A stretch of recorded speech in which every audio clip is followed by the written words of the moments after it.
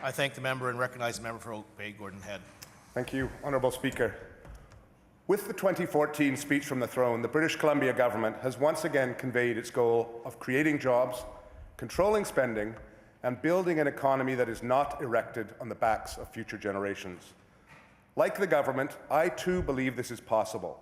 In fact, I believe that the long-term economic prosperity of British Columbia will ultimately depend on us meeting this goal.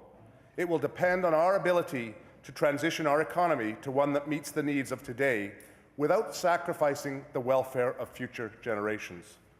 However, with this belief comes my assertion that we are not there, that there is more to be done, a lot more to be done. We need a vision coupled to a concrete plan of action to get us there. In 2008, we had such a vision of this economy. It manifests itself along the Climate Action Plan, and with its inception, we as a province set out on a new path. British Columbians led not only our country, but our continent, as we found innovative ways to begin the transition to a strong, low-carbon economy. In 2008, we had a plan to transition ourselves to this economy, one that was grounded in evidence and accountable to clear, measurable targets. The goal was to decrease greenhouse gas emissions by 33% below 2007 levels by 2020. We were on track to achieve this goal. However, under the vision of the current throne speech, I'm afraid to say we will certainly fail. When I respond to the budget, I'll elaborate on this concern in more detail.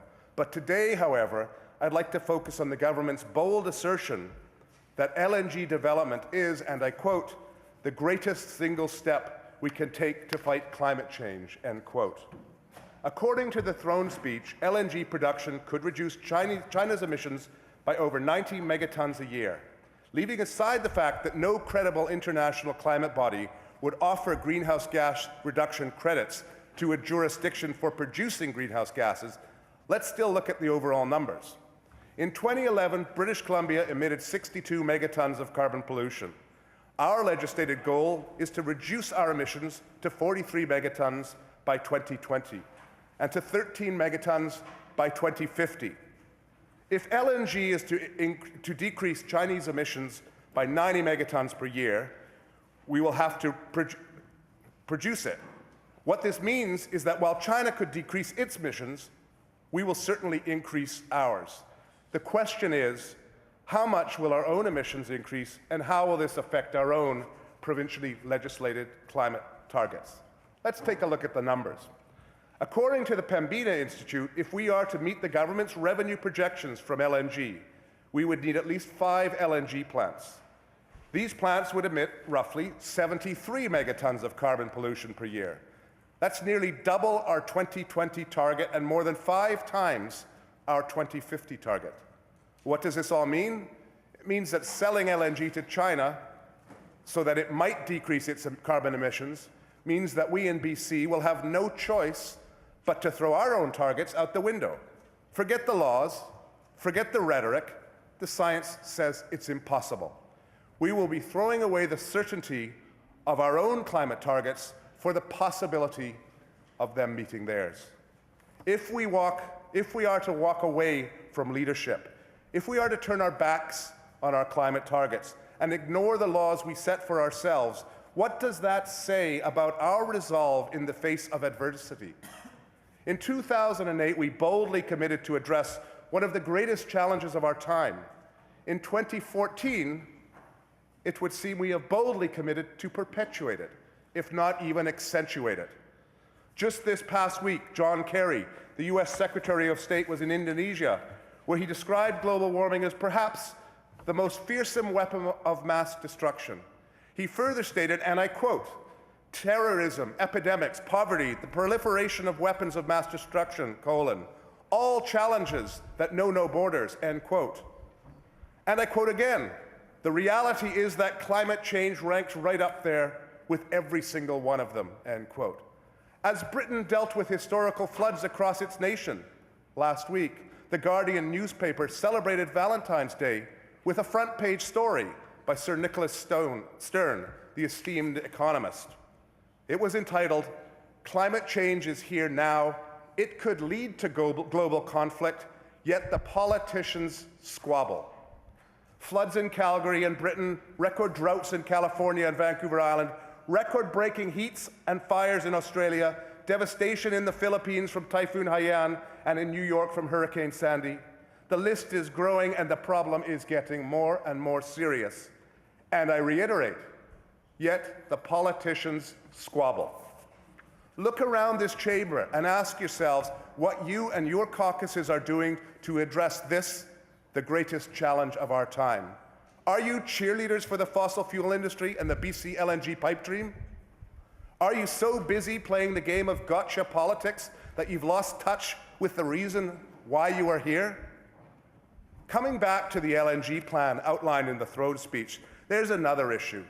If we are to double down on LNG exports and consider them for their impact on reducing global greenhouse gas emissions, what about our other exports that increase global greenhouse gas emissions? Will they be counted as well, or will they be conveniently left out of the calculations? Let me offer just one specific example: thermal coal. Right now, British Columbia exports 20 megatons of thermal coal each year. The vast majority of this coal is shipped in from the United States and Alberta and does not contribute to BC jobs the way metallurgical coal does here in our province. Washington, Oregon, and California, our partners in the Pacific Coast Action Plan on Climate and Energy, have so far said no to thermal coal exports. With their export limits in place, American producers are looking for new export ports, and so over the next 2 years, we will see 20 megaton increase in thermal coal exports through British Columbia. That's a total of 40 megatons of thermal coal each year between the existing and the proposed expansion of exports. If we are to boast that LNG exports would be, and I quote, the greatest single step we can take to fight climate change, that they would decrease somehow Chinese emissions by 90 megatons a year, then we must also consider how much our other exports increase global carbon emissions. If we look at reliable scientific estimates, the 40 megatons of thermal coal we will be exporting will add over 100 megatons of carbon pollution to our atmosphere each year. The fact is, while we could possibly reduce Chinese emissions by 90 megatons, we will certainly increase emissions from coal exports to 100 megatons. Forget 90 megatons in savings. We will have just increased net emissions by 10 megatons from coal exports alone. To be clear, I'm not suggesting we ban coal exports or in any way limit our metallurgical coal industry in British Columbia.